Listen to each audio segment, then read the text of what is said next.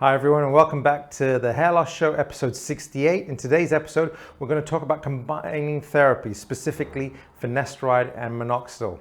And we'll see you in the episode. Welcome to the Hair Loss Show. Dr. Russell Knudsen and Dr. Vikram Jayaprakash discuss issues relating to hair loss and the medical and surgical treatment of hair loss in both men and women.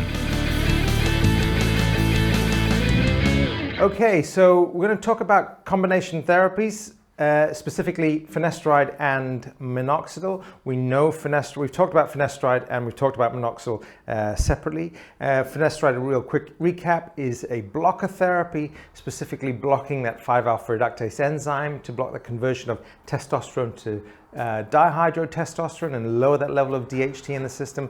Minoxidil acts differently. Minoxidil acts as a stimulant of hair and can be used topically or orally, and the finasteride can also be used topically and orally.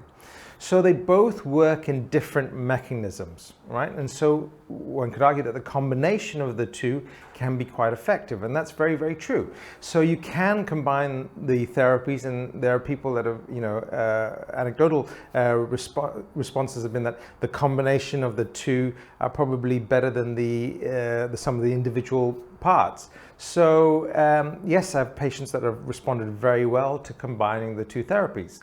Now you can do it in a variety of different ways. So you can take your oral minoxidil, or oral finasteride, and combine it with a topical minoxidil. You can just take that separately, or you can take an oral finasteride and an oral minoxidil, or topical finasteride, and use whichever combination works for you. There is also the ability to compound them together into one capsule. So you get a compounded finasteride and minoxidil in one capsule that you could take. Compliance is pretty good from that perspective because it's only one capsule that you need to take, but you're not able to customize the dosing as probably effectively and accurately that you may do if you split the doses, the medication separately. What I mean by that is finasteride, if you're taking it 3 times a week, then it's difficult to reduce the dose of the minoxidil and then only have those on separate days, because ideally you want the minoxidil on a more frequent basis.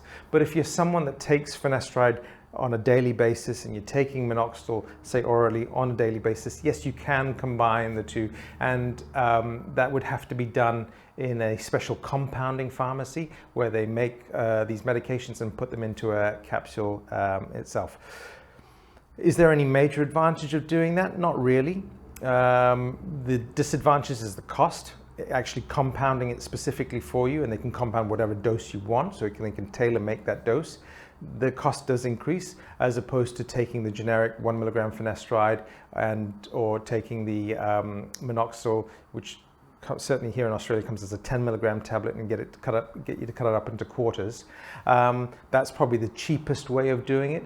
I don't think combining it together increases efficacy in any way, but it's for people who probably don't want to have to take 2 different tablets or something. You can combine the medication into one, and certainly using the 2 agents increases the efficacy of the outcome in terms of trying to stop the progression of the hair loss and the stimulatory effects as well. But again, this is something that you need to talk through with your prescribing physician, because there are implications of being on oral minoxidil, and that's something that you need to have that discussion.